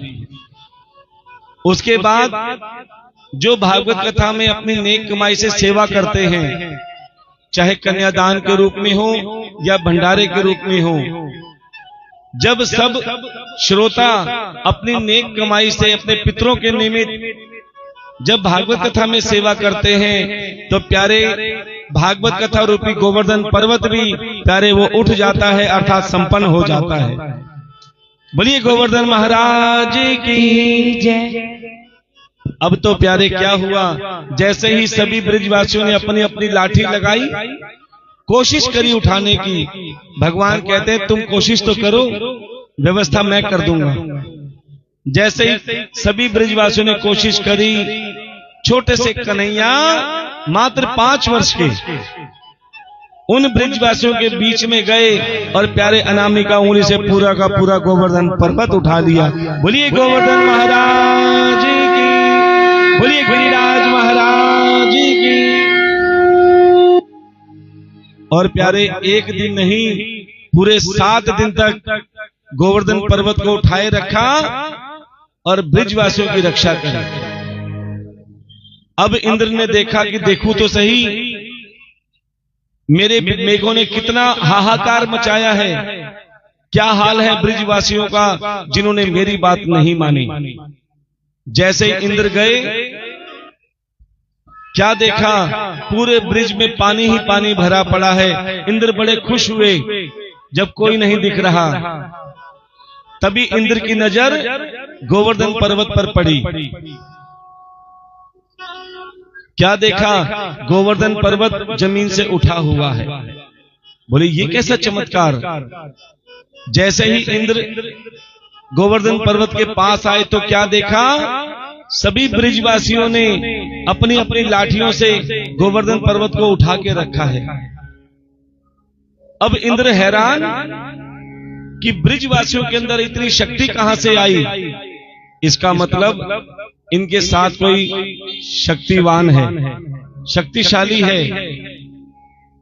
जब इंद्र ने गौर करके देखा तो क्या देखा, उन ब्रिजवासियों के बीच में एक छोटा सा 5 वर्ष का बालक अपनी उंगली पर पूरा गोवर्धन पर्वत उठाए खड़ा है।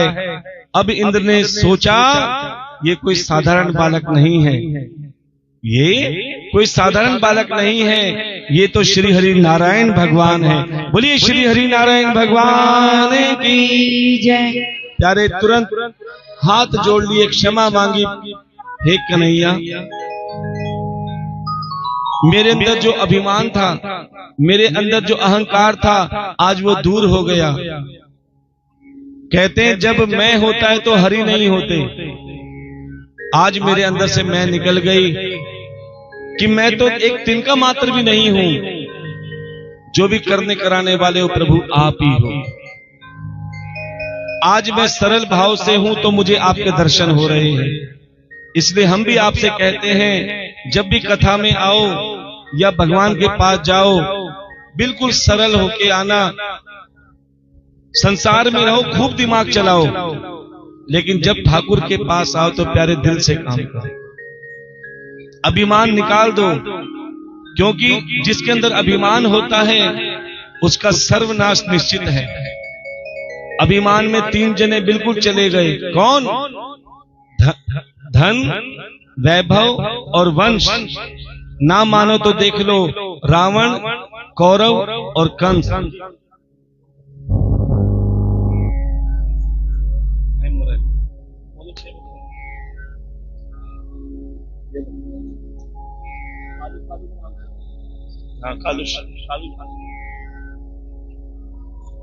अब तो प्यारे एक अभिमान आया था कामदेव को।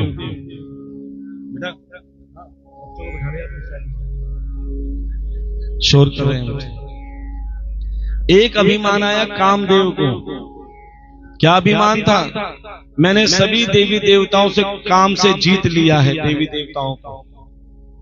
अब उसी अभिमान के कारण कामदेव ने नारद जैसे संत का अपमान कर दिया। नारद जी हाथ में वीणा लेकर नारायण का गुणगान करते जा रहे थे। तभी कामदेव ने कहा, अरे ओ तुमरी वाले, जरा मेरी बात सुन। देखो नारद जी अपमान सहने के बाद भी मुस्कुरा रहे हैं। संत कौन है? जो शांत है वही संत है। प्यारे संतों जैसे कपड़े 100, 200, 500 में भी आ जाते हैं, लेकिन संतों जैसा स्वभाव पाने में कई जन्म भी कम पड़ जाते हैं। इसलिए हमेशा शांत रहो, चाहे मान अपमान से दूर रहो। अब नारद जी ने कहा, अरे कामदेव तुमने कैसे पुकारा, क्या काम है? कामदेव ने कहा, नारद मैंने सभी देवी देवताओं से युद्ध कर लिया, कोई मुझसे जीत नहीं पाया। क्या तुम मुझसे युद्ध करोगे? क्या तुम मुझसे लड़ोगे? नारद जी ने कहा, मुझे लड़ना नहीं आता, मुझे तो लड़ाना आता है। नारद जी का क्या काम है? लड़ाना। बोले मुझे लड़ना नहीं आता, मुझे लड़ाना आता है। बोले तो बताओ किससे लड़ाओगे? बोले एक देवता है। कौन? बोले कन्हैया, वो तुमसे युद्ध करेगा और जीत भी जाएगा। बोले ऐसा हो सकता है? बोले हाँ। बोले जाओ फिर। अब तो अभिमान के कारण कामदेव पूछना भूल गए कि कन्हैया दिखते कैसे हैं।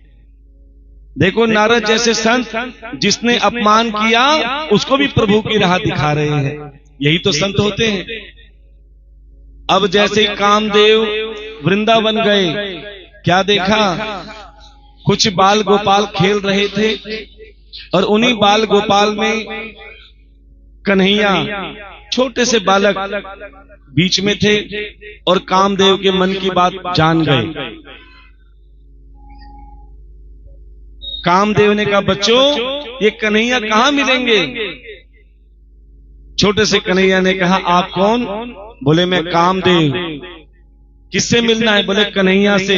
क्या करोगे? बोले मैं उससे युद्ध करने आया हूं, बताओ कहाँ मिलेंगे। अब छोटे से कन्हैया मुस्कुराए, बोले क्या मुझसे युद्ध करोगे? मैं ही कन्हैया हूं। उस छोटे से बालक को देखकर कामदेव के अंदर क्रोध आ गया, नारद ने मुझे कहां भेज दिया। जैसे नारद जी का नाम आया, कन्हैया ने कहा तुम्हें किसने भेजा? नारद जी ने। नारद जी तो परम संत महात्मा है, और संत महात्मा की वाणी कभी मैं झूठ नहीं होने देता। अगर उन्होंने कहा है कि मैं तुमसे युद्ध करूंगा तो मैं युद्ध करने को तैयार हूं। अब कन्हैया कामदेव को यमुना तट पर ले गए और योग माया से कहा कि योग माया सारी अवस्थाएं पैदा कर दो जिससे काम जागृत हो जाए। अब प्यारे योग माया ने मंद मंद हवाएं चलाई, फूल खिलने लगे, कलियां महकने लगी, भंवरे गुनगुनाने लगे, पूरा कामासक्त वातावरण हो गया। अब प्यारे हम चल रहे हैं महाराष्ट्र की ओर। ये महाराष्ट्र का रास पंचाध्याय कहते हैं जो महाराष्ट्र में गोपी बन के कथा सुनता है उसे मेरे ठाकुर के दर्शन अवश्य होते हैं। इसलिए बिल्कुल एकाग्र मन होकर कथा सुनना महाराष्ट्र की। जिस महाराष्ट्र में हम प्रवेश करने जा रहे हैं, सबसे पहले आपको बता दें महाराष्ट्र में कौन कौन जा सकता है।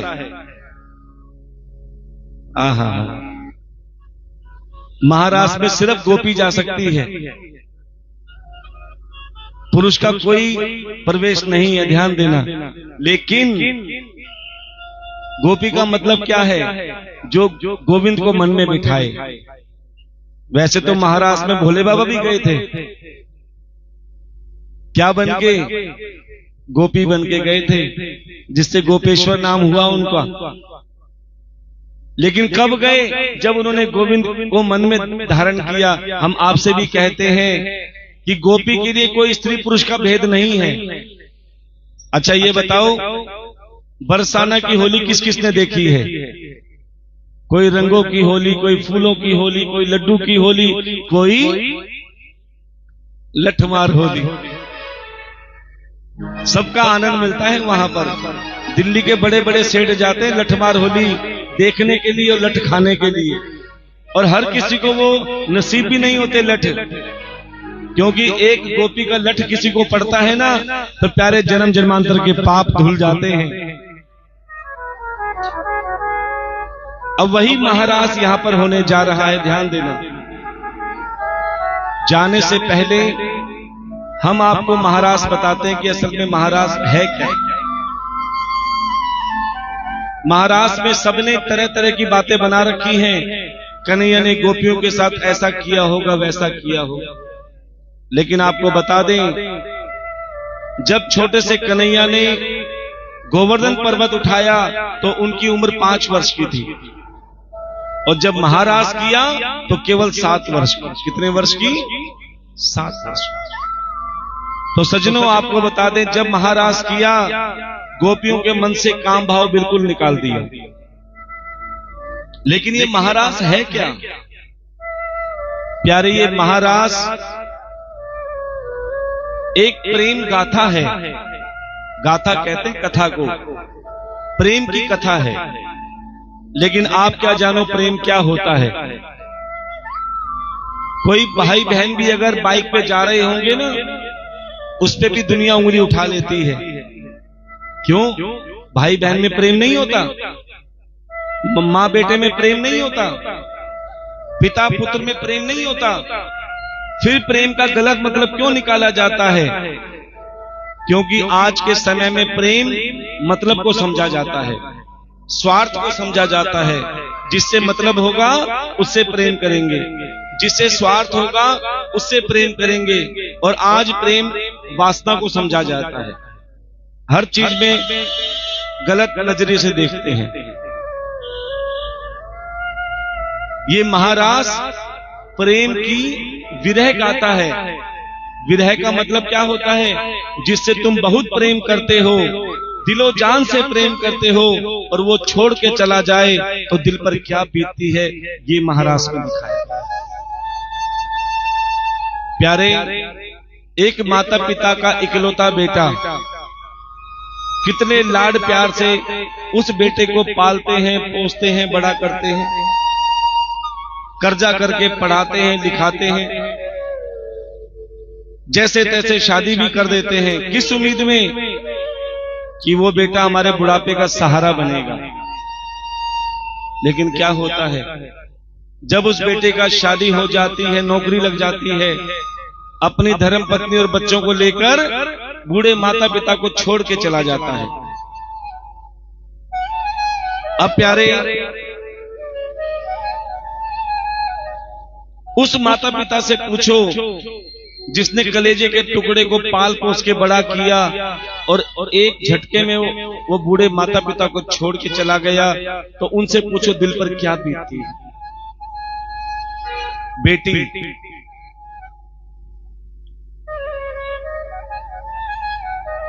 कि प्यारे, हर माता पिता अपनी बेटी का विशेष रूप से ख्याल रखते हैं। बड़े ध्यान से सुनना कि बेटी को किसी चीज की कोई कमी नहीं होने देते घर पे। कई बार माँ अगर बेटी को डांटती भी है ना, तो पिता कहता है अरे बेटी को कुछ मत कहे,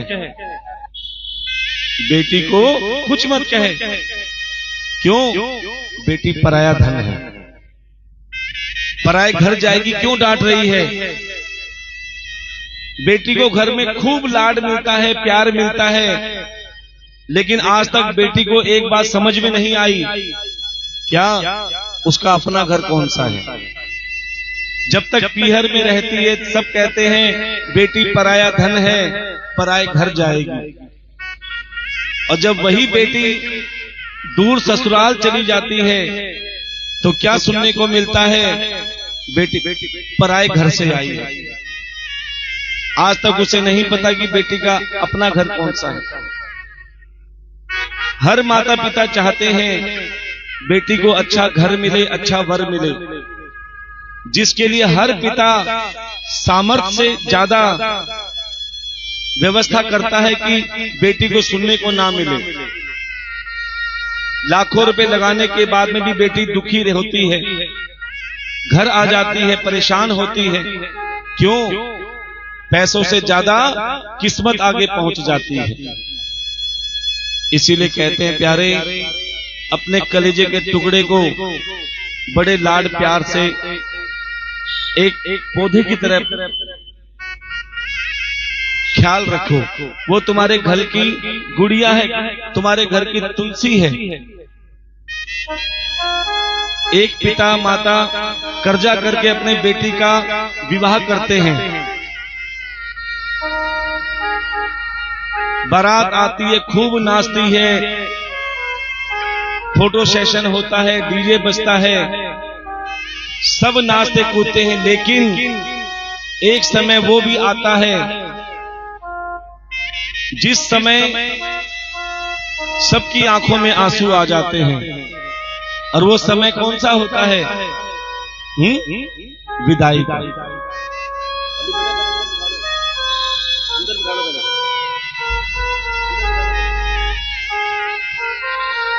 वो समय होता है विदाई का। उस समय पिता माता भाई बंधु ऐसा कोई नहीं होता जिसकी आंखों में आंसू ना हो। सबसे गले मिलती है, और प्यारे जैसे ही माँ के पास जाती है तभी अपनी माँ को शिकायत भरी नजरों से देखती है कि माँ तूने मेरे साथ अच्छा नहीं किया। माँ कहती है क्या अच्छा नहीं किया? बोले तूने हमेशा मिला ये सिला मुझे माँ से गिला, मिला ये सिला मुझे माँ से गिला, मिला ये सिला। बेटियाँ क्यों पराई बेटियां क्यों पराई हैं, मेरी माँ बेटियां क्यों पराई हैं।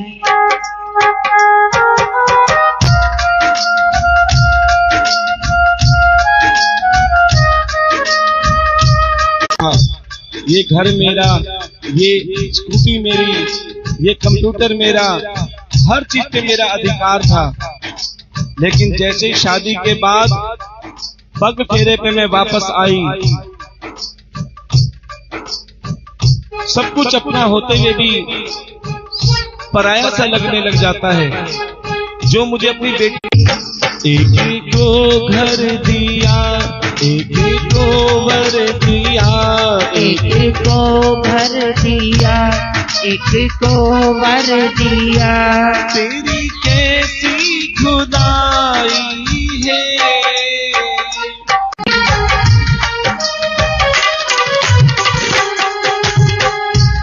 और प्यारे, वो बेटी कहती कि पिताजी अपने पेन से बहुत प्रेम करते हैं, वो पेन भी किसी को नहीं देते। के बाद में भी बेटी दुखी हो जाती है, लेकिन वो अपने पिता का प्रेम अपने मुख से बयान नहीं कर पाती।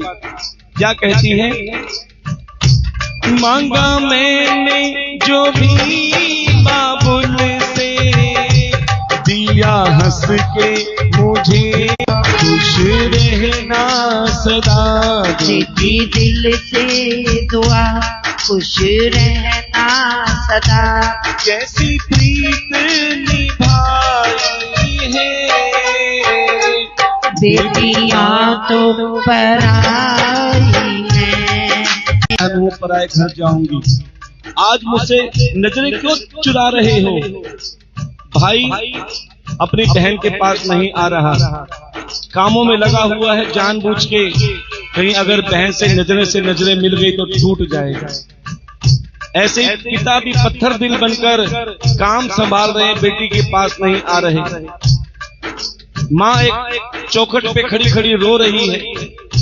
आज वही बेटी सबको कह रही कि आज तुम मुझसे दूर हो रहे हो, कोई बात नहीं, आज मैं सबको छोड़ के जा रही हूं ना। तुम सब कहते थे मैं पराया धन हूं, पराए घर जा रही हूं, कम से कम आज तो मिल लो।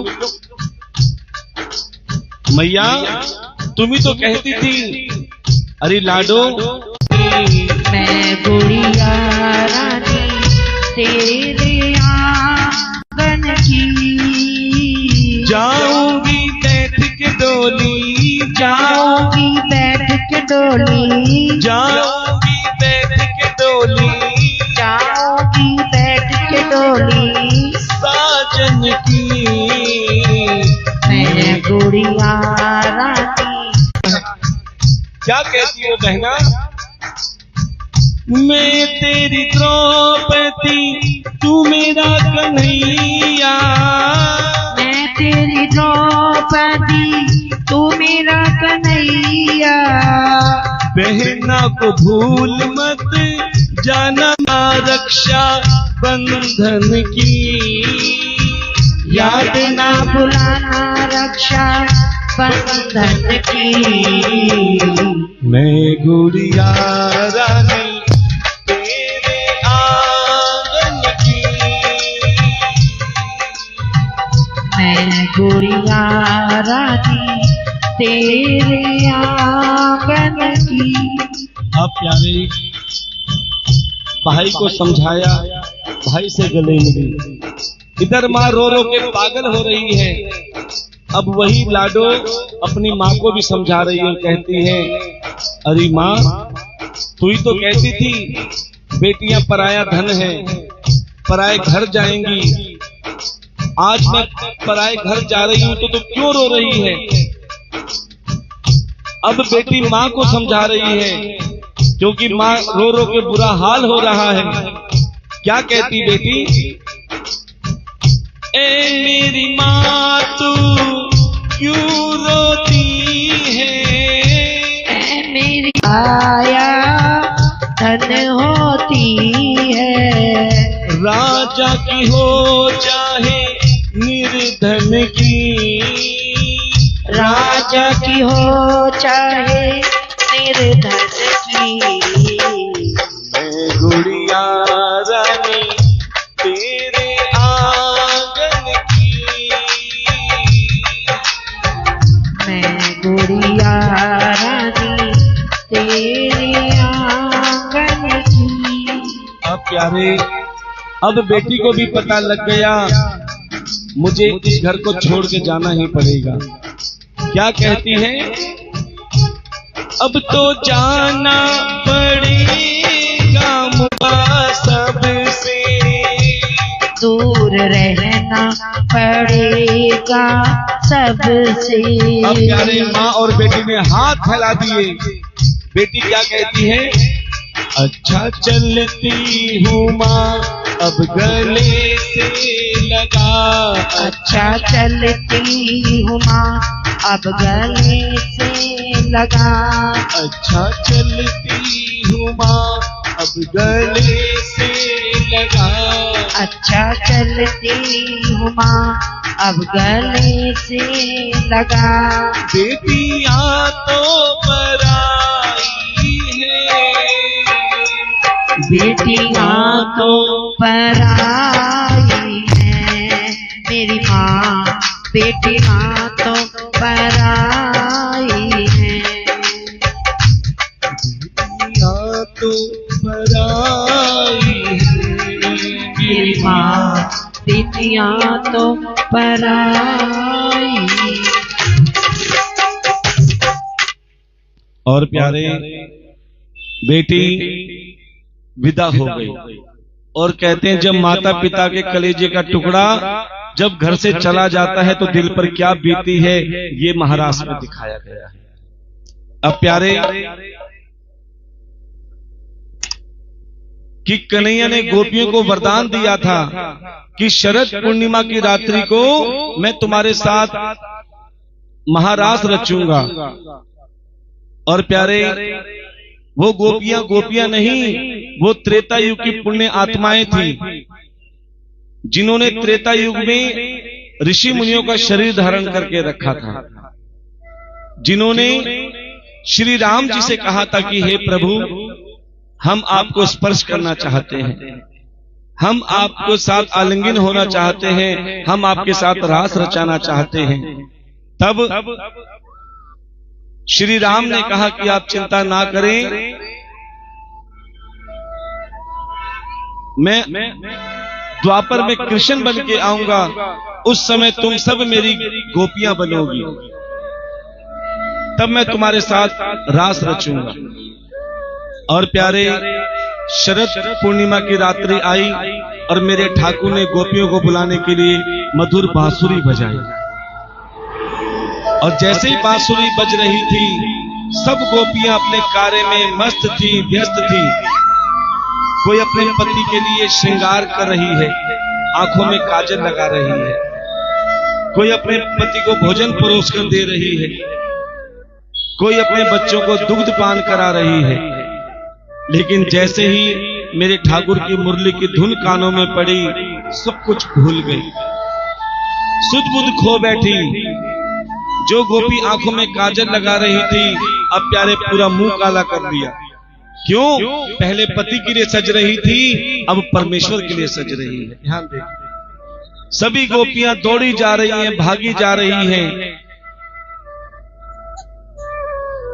लेकिन कई गोपियां ऐसी भी थी जो किसी कारणवश नहीं जा सकी। उन्होंने अपने घर में ध्यान किया, मेरे ठाकुर ने उनको वहीं दर्शन दे दिए। बोले वृंदावन बिहारी लाल की जय। अब जब सब गोपियां कन्हैया के पास जाने लगी, सबको लग रहा था कि कन्हैया केवल मुझे ही बुला रहे हैं। कन्हैया ने सबसे पहले गोपियों को देखा और कहा, स्वागतम वो महाभागो। गोपियों, आपका स्वागत है, लेकिन आधी रात को तुम मेरे पास क्या करने आई हो? क्या तुम्हें तुम्हारे परिवार की चिंता नहीं? क्या तुम्हें पतिव्रत धर्म नहीं पता? अब तो गोपियां कहने लगी, हे कन्हैया, हम अपने घर में सब कार्य कर रही थी, लेकिन तुमने धोखे से बांसुरी बजाकर हमें बुलाया है। अब सब कुछ छोड़कर हम तुम्हारी बनकर आई है।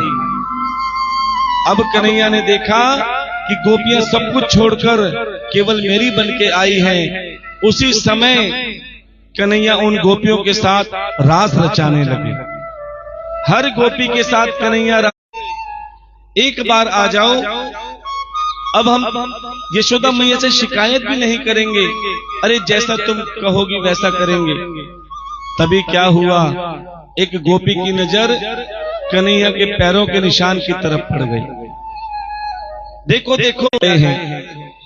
जैसे गए तो क्या देखा, लाखों करोड़ों गोपियों को छोड़कर कन्हैया मुख्य आराधिका गोपी के साथ रास रचा रहे हैं। और प्यारे वो गोपी कौन थी?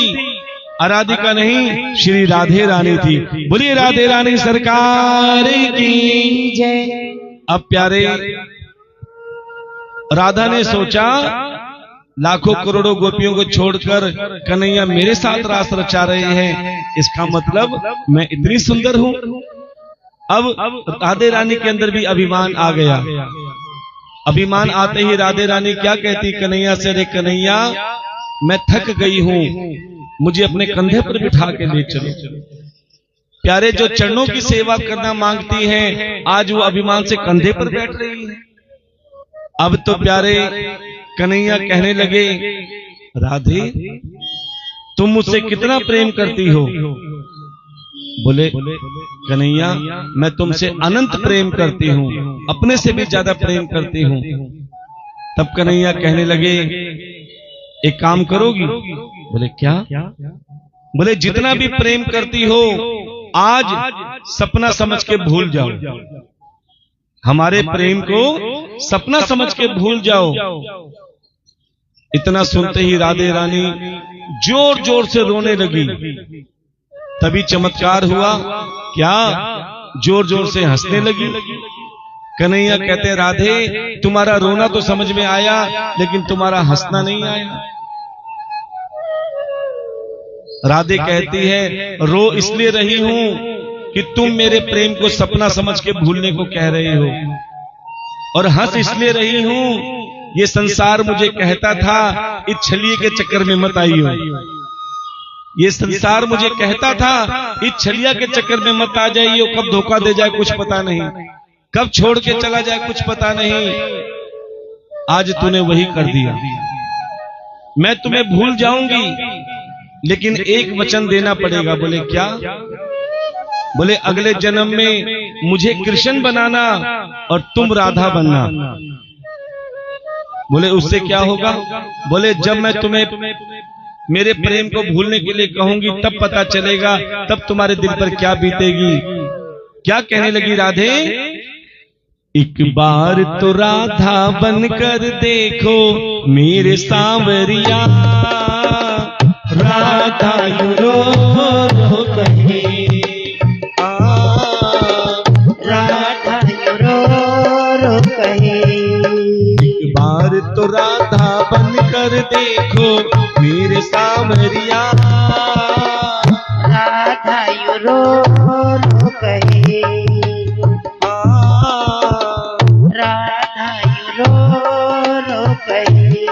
और क्या कहती है राधे रानी कि कन्हैया तुम क्या जानो प्रेम क्या होता है, तुम क्या जानो आंसू क्या होते हैं। क्या कहती है राधे रानी? क्या होते हैं आंसू, क्या पीड़ा होती है, क्या होते हैं आंसू, क्या पीड़ा होती है। क्यों दर्द उठता है, क्यों आंखें रोती है, क्यों दर्द उठता है, क्यों आंखें रोती है। एक बार आंसू तो बहा कर देखो सांवरिया, राधा रो रो कहे, राधा रो रो कहे। अब राधे रानी कहती कि कन्हैया तुम्हें हर भाषा आती है, लेकिन प्रेम की भाषा नहीं आती। क्या कहती है राधे रानी? क्या जानोगे मोहन तुम प्रेम की भाषा क्या जानोगे मोहन तुम प्रेम की भाषा। क्या होती है आशा क्या होती निराशा क्या होती है आशा क्या होती निराशा। एक बार ताने सुनकर देखो मेरे सामरिया राधा यू रो करे राधा यू रो कहे। अब तो प्यारे गोपियां भी ढूंढ रही हैं, राधे रानी भी ढूंढ रही हैं, कहीं कन्हैया नजर नहीं आ रहे। तब प्यारे गोपियों ने देखा कि जहां कोई चीज खोई जाती है प्यारे से वहीं जाकर ढूंढना चाहिए। तब तो प्यारे गोपियों ने वापस यमुना तट पर गई और यमुना तट पर एक स्थान पर रुदन करने लगी और गोपी गीत गाने लगी। कहते हैं जिस भागवत कथा में गोपी गीत गाया जाता है प्यारे उस भागवत कथा में कन्हैया किसी न किसी रूप में जरूर आते हैं। तो आइए आप भी गोपी का भाव लेकर, जिन्होंने सर ढका हुआ है बहुत अच्छी बात है, जिन्होंने नहीं ढका वो सर ढक लेंगे, और जिन्हें गोपी गीत आता है वो साथ बोलेंगे, जिन्हें नहीं आता कोई बात नहीं, हाथ जोड़कर गोविंद की ध्यान करेंगे।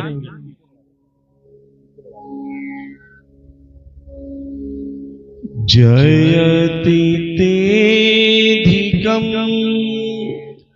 जन्मना ब्रजे श्रयति इंदिरा शाश्वतत्र हि। जयति तेधिकं जन्मना ब्रजे श्रयति इंदिरा शाश्वतत्र हि। दयति दृष्टतां दिक्षु ताविकास्त्वयि धृतसवस्त्वां वीचिबिम्बते शरदुदाशये साधुज्रात सरसी जोदरा श्रीमुषादृशा सूरत नाथ ते शुल्क दासिका वरद विघ्न तो नेह किं वदा। प्रणत देहि नाम पाप कर्षणं तृणचरानुगं श्रीनिकेतनं फणिप्रणार्पितं ते पदाम्बुजं कृष्णकुचिषुना क्रन्दिहीच्छयम्। जयति तेधिकं जन्मना ब्रजे श्रयति इंदिरा शाश्वतत्र हि। श्रयति इंदिरा शाश्वतत्र हि।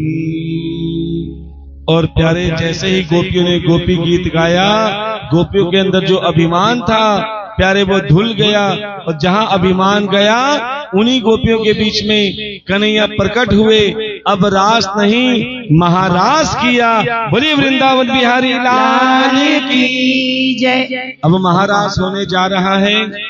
उसके बाद बहुत ही सुंदर हमारे ठाकुर जी का विवाह होगा, थोड़ा बीच में जगह और थोड़ी थोड़ी पीछे हो जाओ। बहुत ही सुंदर राधा कृष्ण जी का भाव।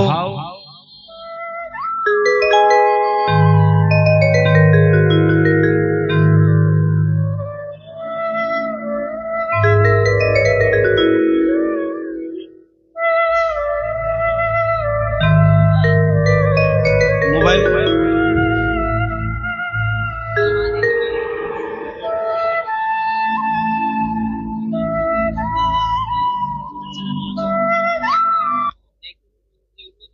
इसको ना समझा देना।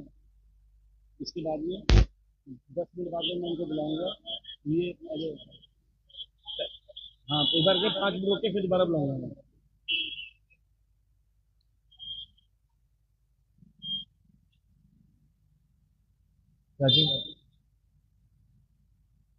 चलो फिर 5 मिनट रुक जाओ, फिर मैं वहां तक पहुंच जाऊं।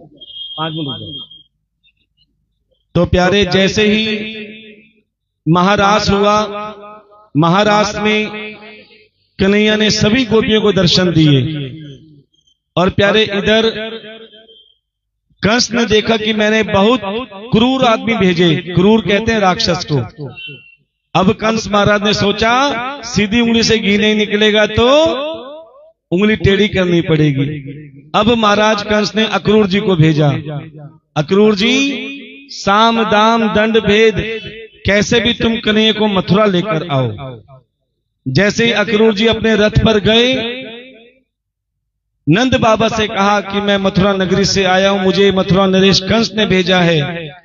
उन्होंने ऐसी प्रतियोगिता रखी है जिसमें बड़े बड़े राजा महाराजा को बुलाया भेजा, लेकिन मुझे खुद साथ लाने को भेजा। इसलिए आप कन्हैया को मेरे साथ भेज दो। अब तो प्यारे कन्हैया रथ पर बैठे बलराम जी के साथ। जैसे रथ आगे बढ़ा, प्यारे सब के सब बाल गोपाल गोप गोपियां रथ के आगे खड़े हो गए। कई तो गोपियां ऐसी पागल थी, दीवानी थी, रथ के आगे लेट गई। अरे कन्हैया, जीते जी तो हम तुम्हें नहीं जाने देंगे। एक काम करो, हमारे ऊपर से रथ ले जाओ, ना रहेंगी ना तुम्हें जाते हुए देख पाएंगी। अभी हमने तुम्हें जी भर के देखा भी नहीं और तुम हमें छोड़ के जा रहे हो। अब तो प्यारे कन्हैया ने गोपियों को समझाया, गोपियों मेरा रास्ता छोड़ दो। जब गोपियां नहीं मानी तो प्यारे कन्हैया ने गोपियों को विराट रूप दिखाया। और प्यारे विराट रूप दिखाने के बाद में गोपियों से कहने लगे, यदा यदा ही धर्मस्य ग्लामिर्भवति भारतः अभ्युत्थानम् अधर्मस्य तदात्मानं सृजाम्यहम् परित्राणाय साधूनां विनाशाय च दुष्कृतां धर्म संस्थापनार्थाय संभवामि युगे युगे। और प्यारे, जैसे ही अपना विराट रूप दिखाया, गोपियों ने रास्ता छोड़ दिया। और वहीं मथुरा में जाकर कन्हैया ने शंखचूड़ का उद्धार किया, कुबलिया पीड़ का उद्धार किया, और यहां तक कि कंस मामा का भी वध करके उद्धार कर दिया। बोलिए वृंदावन बिहारी लाल की। और इधर कंस की दोनों पत्नियां अस्ति और प्राप्ति अपने पिता जरासंध के पास गई, और जरासंध ने मथुरा पर 17 बार आक्रमण किया। और कन्हैया गुप्त द्वारिका नगरी बसाई और द्वारिकाधीश बन गए। बोलिए द्वारिकाधीश भगवान की। अब ध्यान देना सज्जनों, रेवत देश के राजा रेवत ने अपनी पुत्री रेवती का विवाह बलराम जी के साथ किया। और इधर भीष्मक गांव में भीष्मक राजा, जिसके 5 पुत्र और 1 पुत्री, जिसका नाम था रुक्मणी, जिसने अभी कन्हैया को देखा भी नहीं था, सिर्फ उनकी लीलाओं का, उनकी कथाओं का वर्णन सुनकर उसे अपना पति मान लिया। लेकिन समस्या कहां आई? रुक्मणी का भाई रुक्मी जो कन्हैया से द्वेष करता था और अपने मित्र शिशुपाल से रुक्मिणी का विवाह कराना चाहता था। तभी रुक्मिणी ने एक ब्राह्मण के हाथ पत्र भेजा। जैसे ही पत्र कन्हैया के हाथ में मिला, तभी कन्हैया ने भी संदेशा भिजवा दिया कि जो मुझे मन से अपना मान लेता है, मैं भरी सभा में राजी राजी या उसे हर के भी अपना बना लेता हूं।